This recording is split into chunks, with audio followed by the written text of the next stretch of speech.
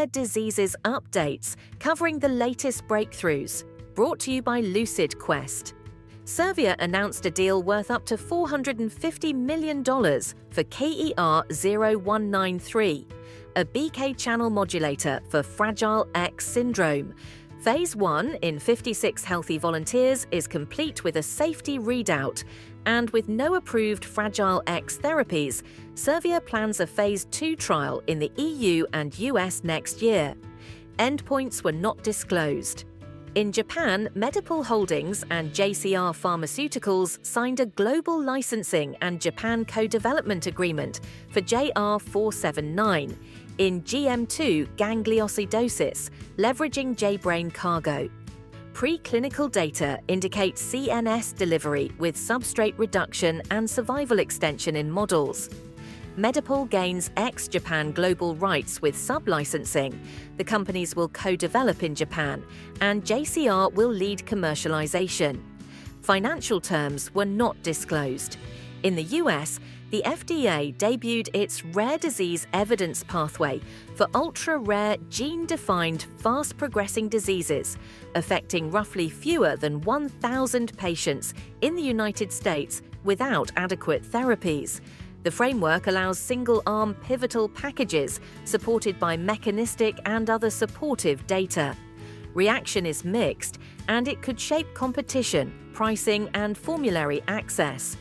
Soligenix received FDA Orphan Drug Designation for SGX-945, dusquetide, in Behçet's disease. The company cites signals from a Phase 2A pilot in oral aphthous ulcers with improvements and favorable safety. Orphan Drug Designation provides development incentives and potential exclusivity. Saol Therapeutics received an FDA Complete Response Letter for dichloroacetate, SL1009, in pyruvate dehydrogenase complex deficiency after its Phase 3 trial missed the primary endpoint. Secondary measures included lactate reduction and motor gains in an open-label extension. The FDA requested a new trial. Saol is seeking a Type A meeting. Advocates are urging flexibility, and the open-label extension and expanded access programs continue. Orsini, a rare disease pharmacy, partnered with Paynela to expand affordability and copay or co-insurance support. The collaboration integrates AI-driven claims tools, direct-to-patient payments, and eligibility solutions to speed adjudication and reduce delays to specialty therapy access. From ICIEM 2025 in Japan, Chiesi Global Rare Diseases highlighted 9 abstracts across Fabry disease and alpha-mannosidosis, including gangliosidosis alpha safety and infusion-related reactions, relationships between anti-drug antibodies and infusion reactions, trends in the MIND Severity Score Index, patient-reported outcomes, and the burden of alpha-mannosidosis. Interim and retrospective findings suggest stability or improvements in some cohorts, with heterogeneous anti-drug antibodies, profiles influencing IRR risk. Interpretation is limited by small sample sizes and retrospective designs.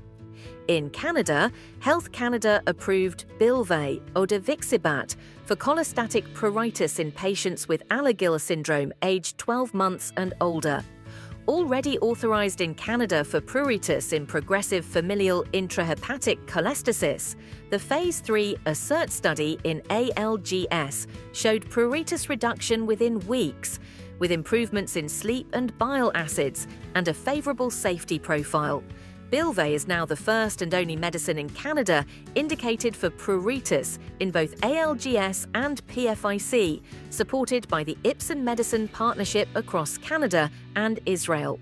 Stay ahead in rare diseases research. Like, share, and subscribe for weekly updates. Visit www.lqventures.com or email us at info@lqventures.com for expert help.